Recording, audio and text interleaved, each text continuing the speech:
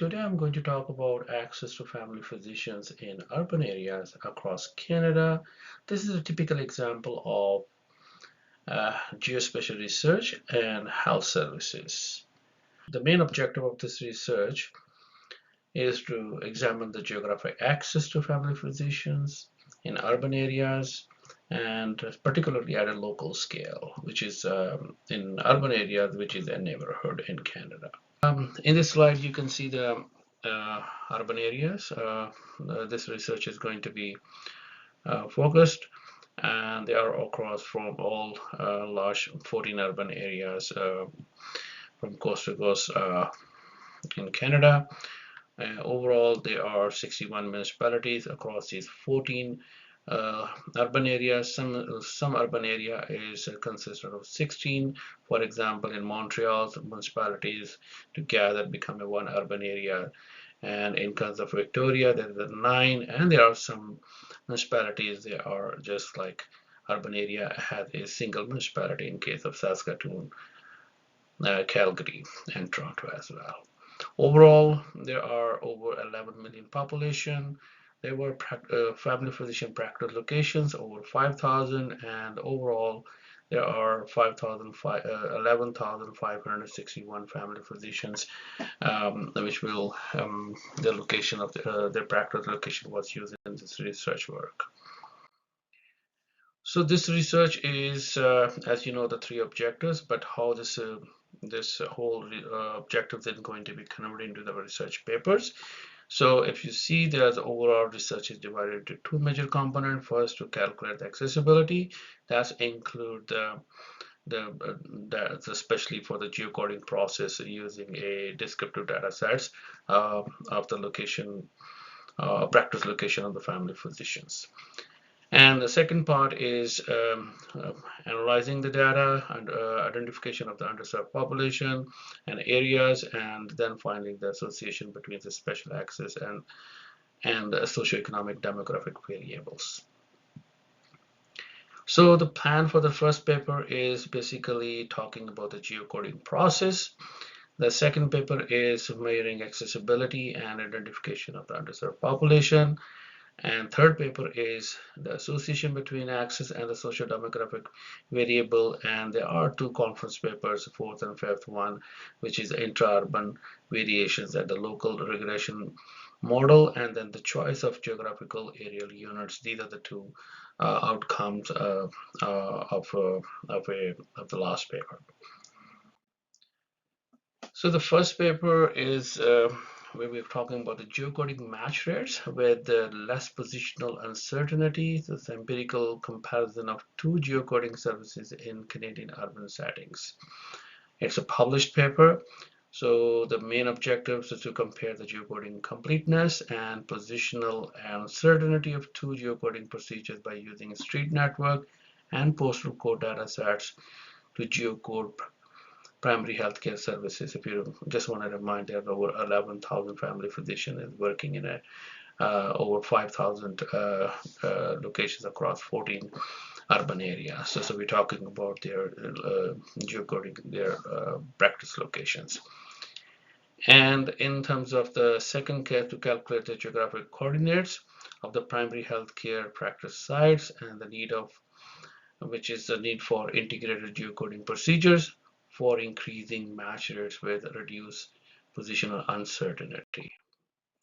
So in this case, the positional accuracy of the geocoded locations depend on geocoder techniques, and we use 2 different methods and across 2 reference data sets. The first one is the Esri reference data sets at the Atlas street layer, and then we use the postal code for the second set of the geocoding. And there is then the DMTI reference data sets at the street layer, and we use multiple enhanced postal code layer for the geocoding. So there are 2 different data sources and 2 different methods applied to get the locations. In other words, we have 4 layers having the location of all 5,000 practice locations, and we are comparing their positional uncertainty and comparing their accurate match rate accuracy.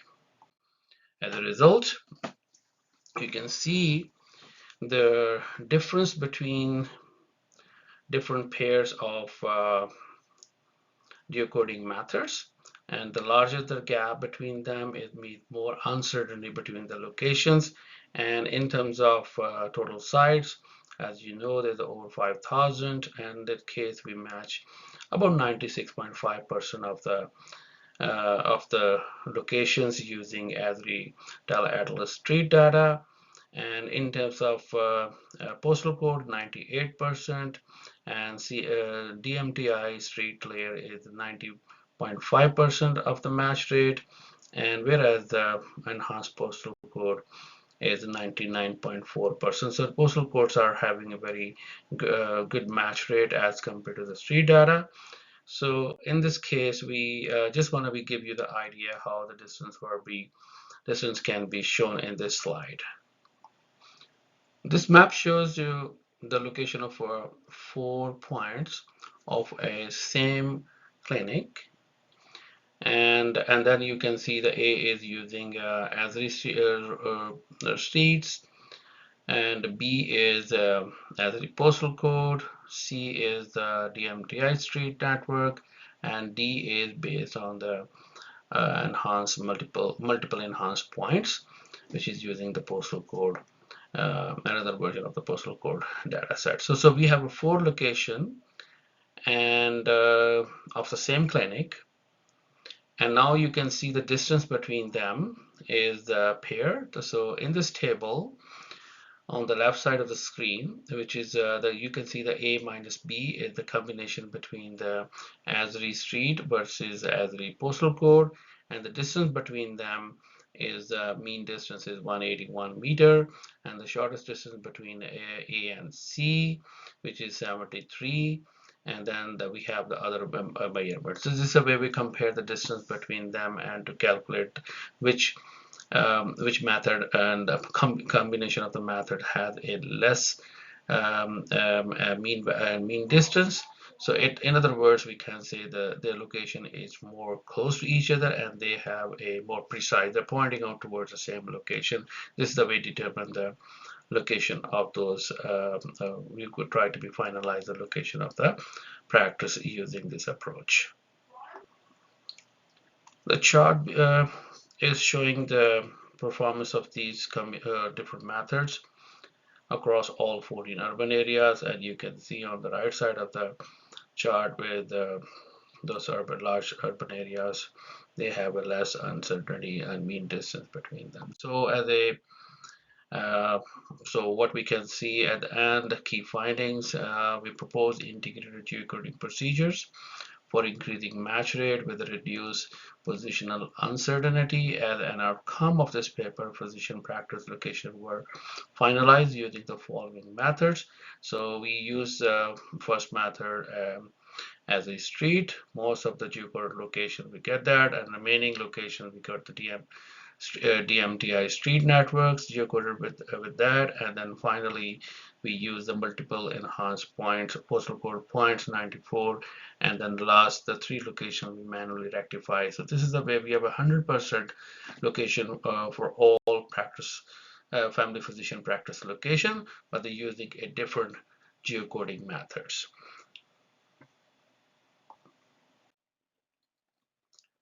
The second paper is basically the focus of the second paper was to measure special accessibility to primary healthcare services, identify the communities at the neighborhood level, and finally talking about the special patterns in the distribution of geographical accessibility.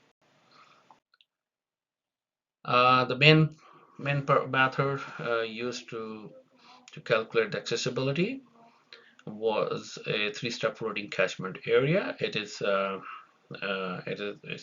first step in this method is to assign the population to physician ratios, and for that we use the catchment area and around one practice location, and in terms of the population sites we use the dissemination areas centroid for those, and any within the catchment areas and the population within that, that's the total population divided by the family physician to get the ratios. In the second step, all the ratios from the population side, which is the dissemination area, and within the buffers, all the health facilities, their ratios were to take the ratios and sum them.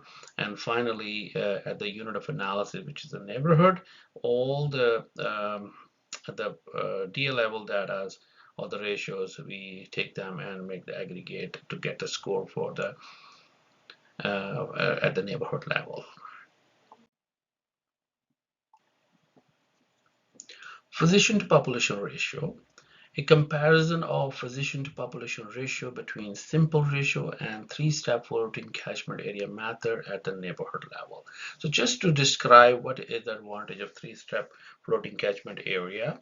So on the left side of this map of Toronto, you can see it's a simple method where we take the number of practice locations or family physicians within the neighborhood, and we divided the population of the neighborhood, and you see there are 82 neighborhoods where there is no family physicians location. So it means there are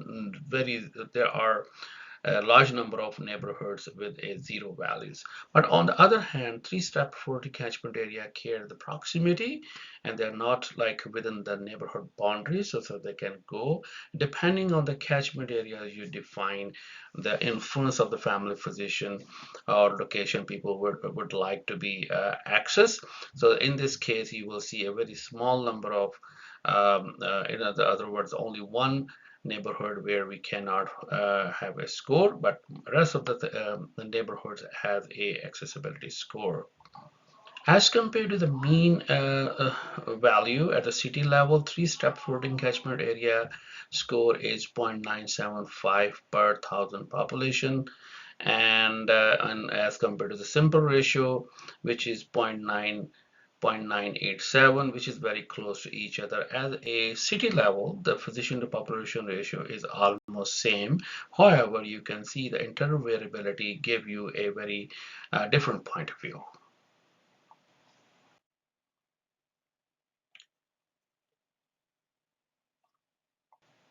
In this slide, there are three different methods we are comparing the physician to population ratio. The first one is a simple ratio, where we estimated the values at the city level, the total number of family physician in one city divided by the total population of the city. The second one is first we calculated the neighborhood level simple physician to population ratio using total number and divided by the population. Third one is the neighborhood level accessibility score calculated by using three-step floating catchment area value, and then they take the mean value to get the city level estimate. So you can see the score across all 14 urban areas.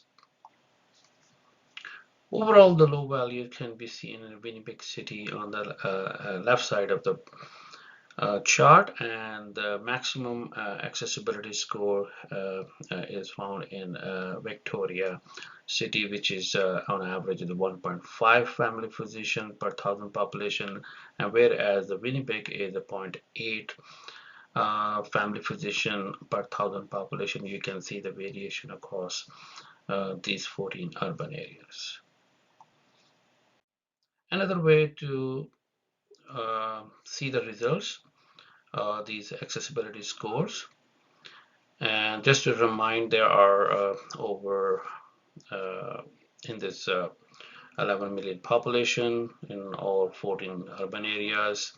And if we see the distribution of these accessibility scores, and we can categorize this population, percentage of population across all different categories of those accessibility, starting from 0.5 family physician per thousand population to 1.5 per thousand population and over. So this is the way we have this try to see how much population coverage is across each city on a different scale of the accessibility.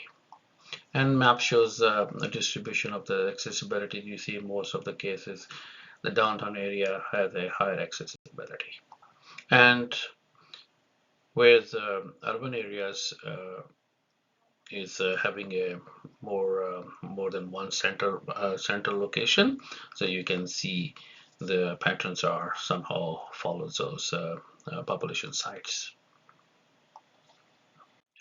So the key findings uh, could be explained in a way. We found considerable spatial variation in geographic accessibility to family physicians within and across Canadian urban area. The benefit of using the three-step floating catchment area method over simpler approaches in urban areas by providing simple result of city level family physician to population ratio with the advantage of intra-urban measurements, and confirms previous findings of the research paper in this field.